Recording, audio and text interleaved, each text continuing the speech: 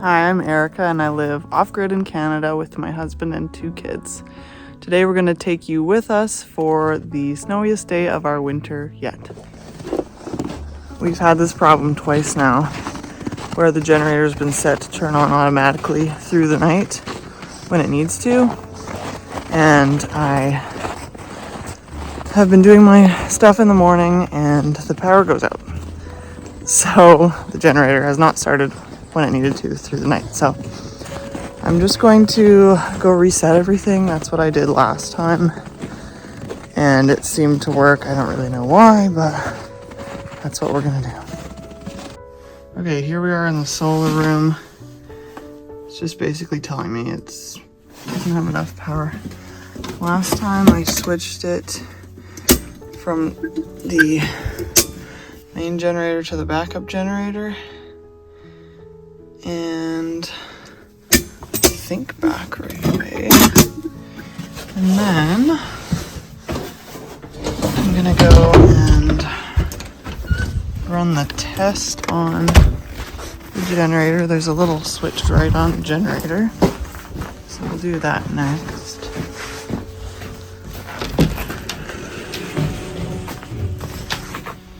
This is the error code it gave me last time too. Over no speed signal. So I'm gonna turn on test, and then I don't remember if I turned it on manually on test or if I just let it run. Well, let's turn it on manually and see. So right now it's on automatic. I'm gonna turn it to manual on. Go back out there, see what's happening. Hi, Molly. Poor girl just wants some pets, and I'm just trying to figure this out before.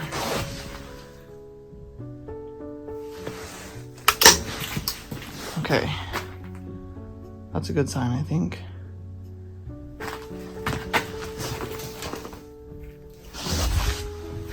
Timer. Okay, it's still on manual on.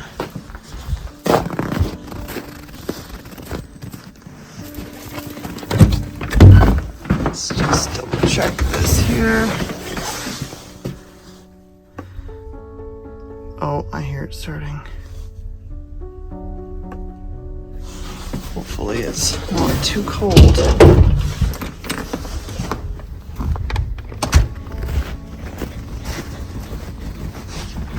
Oh, it's trying. It's too cold though.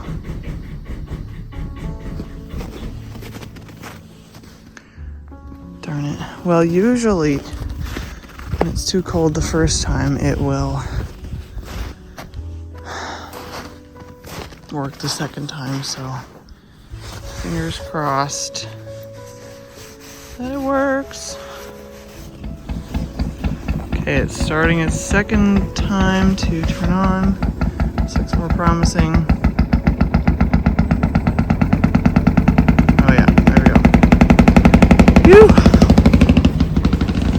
Alright, it turned on. We're good to go. I don't know why that happens sometimes, but at least I know that resetting it will likely fix it, so woohoo, we got power again. After getting the generator going, I went back inside and we made and ate breakfast, and always right after breakfast we all get dressed up and head outside to do our morning chores. And today there would be more of that because of the heavy snowfall we had. On top of what we usually do, we'll need to clean the snow off of the solar panels and shovel off the deck. I love that we live in a place with 4 distinct seasons. It's really fun, and I enjoy change every once in a while, so that naturally helps with that. But every morning I have the thought, in the summer it's going to be so easy to go outside with the kids, because it does take quite a while to get everyone suited up and really prepared to face the cold temperatures outside for a while. If you're in the market for a good winter jacket, I will always recommend the brand Urku. The jacket I'm wearing here is from them. It's their Sophia jacket in size medium, and it's a fleece-lined, really high-quality wool jacket. I love it so much, and if you use my code, TheHomeIntent, you can get 10% off of one if you like. So I'll link them down below. I absolutely love the comfort, the fit, the durability, the look. I think it's such a cute jacket.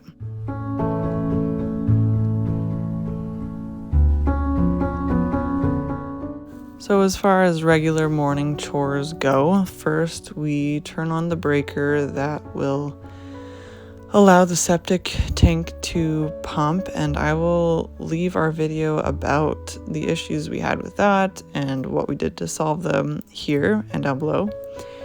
So we turn that on so the septic can pump, and then we head over to the chickens and put more wood shavings in their coop.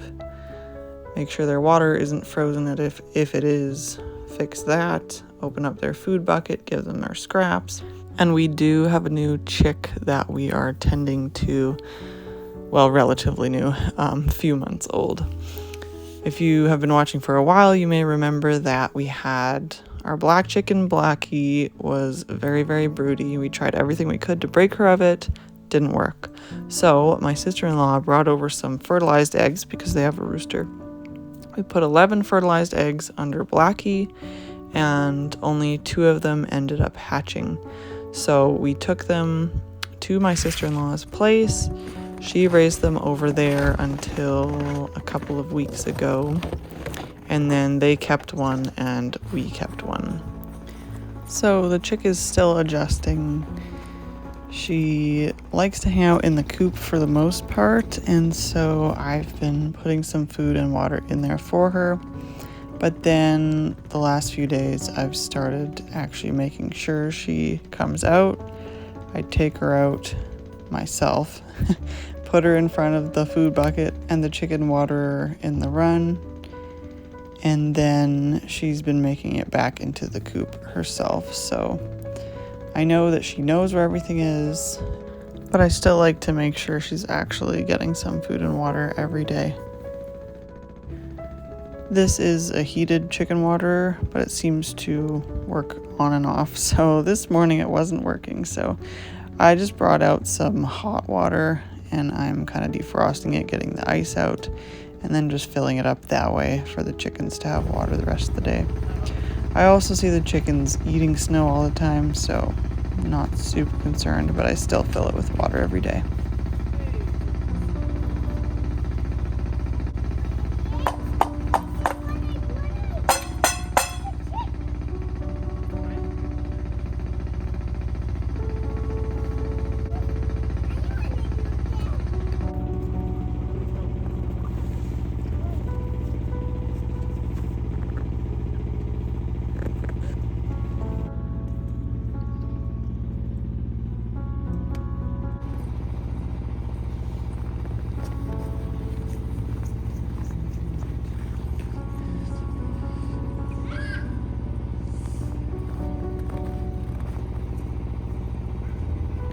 We also get moisture buildup and ice in these pipes that we have to provide air circulation in the coop.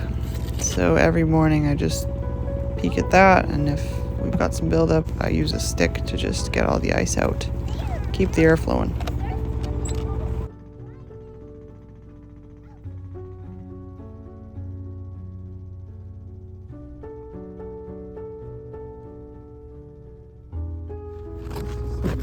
Here I'm just trying to get the majority of the snow off of these planks that we have leading up to the chicken coop door, just so it's easier for the chickens and really for the chick.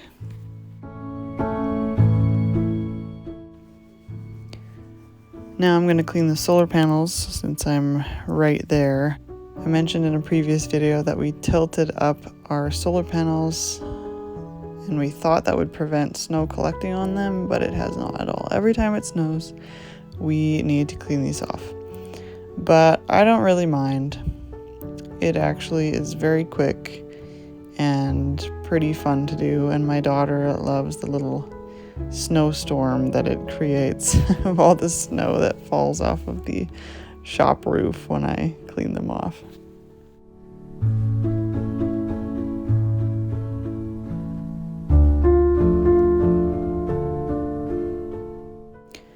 I know some people think we are crazy for wanting to be off-grid, and we did a whole video on that. I'll link that here. But we just love to be in control of our lives as much as possible. And so we're off-grid and we still have power outages, right? Used to happen in the city to us. And when it did, we could literally do nothing about it. So I love that we are in control. Our power goes out, but we are the ones that are going to fix it. And so that is valuable to us and makes the extra work of cleaning off the solar panels every day when it snows, or maintaining the diesel generator and all the things that come along with being off-grid, makes it all so worth it.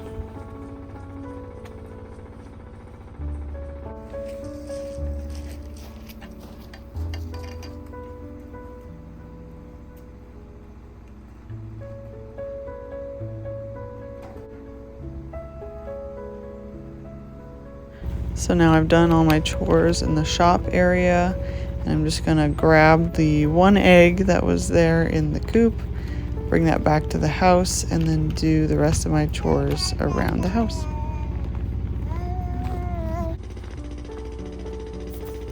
After dropping off the egg in the kitchen, I am grabbing my shovel, which normally we don't leave our shovels around.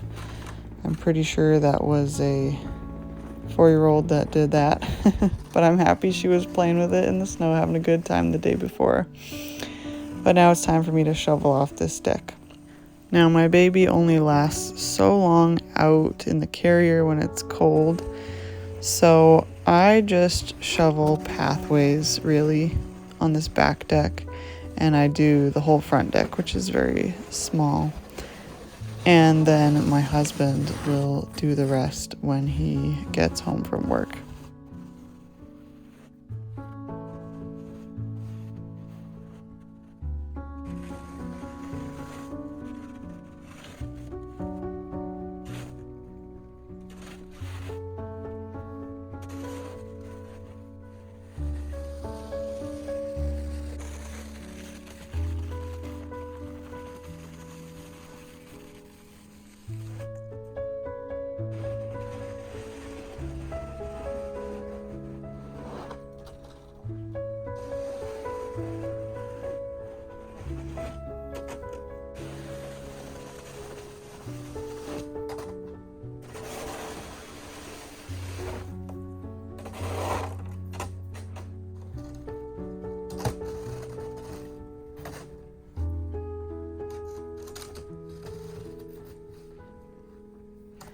Even if you don't like the cold weather, you have to admit that a snowy forest like this, a snow-covered cabin in the woods, it's so beautiful and magical.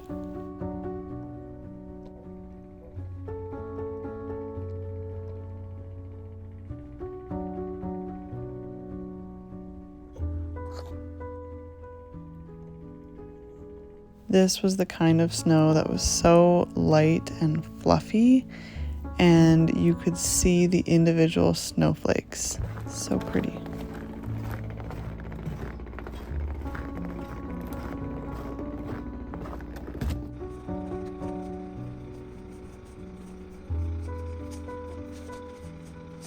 My last outside chore of the morning is to bring in firewood. We have 2 wood stoves, and so the wood is the main source of heat for our house. We do have a propane furnace as well, but we mainly run the wood stove in our living room. So that is running non-stop basically. It does die out usually at some point in the middle of the night, and that's kind of where our propane furnace helps us out. But bringing in firewood is happening multiple times a day, and we don't have it covered, so I do need to knock off each piece, get any ice off or snow as much as possible, and then bring it in my handy little carrier. And I call the way I carry it my purse carry, because I carry it like a handbag.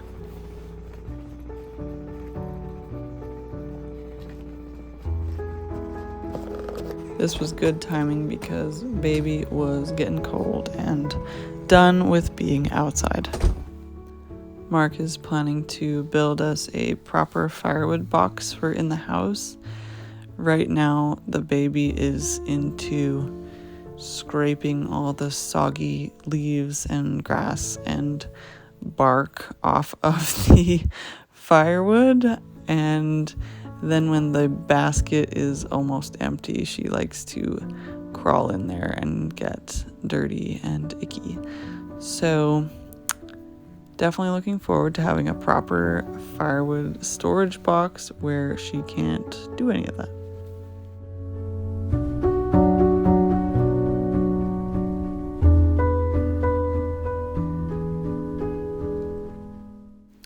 This is later on that same day, and I'm just taking a moment to sweep up all around the stove. And this is something that I do at least once a day, sometimes a couple of times, because inevitably, even with just me moving firewood around, it gets messy.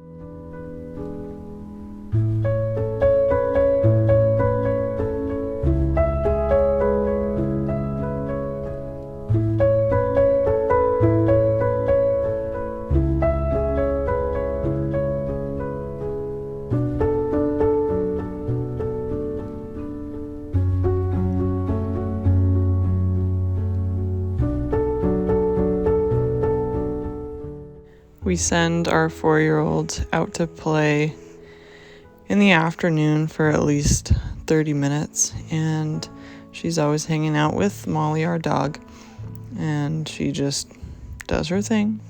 And sometimes I come out with the baby too, and we do things together. It just depends on what's going on that day, but we really do try to prioritize outside time and physical activity, even in the winter when it's cold.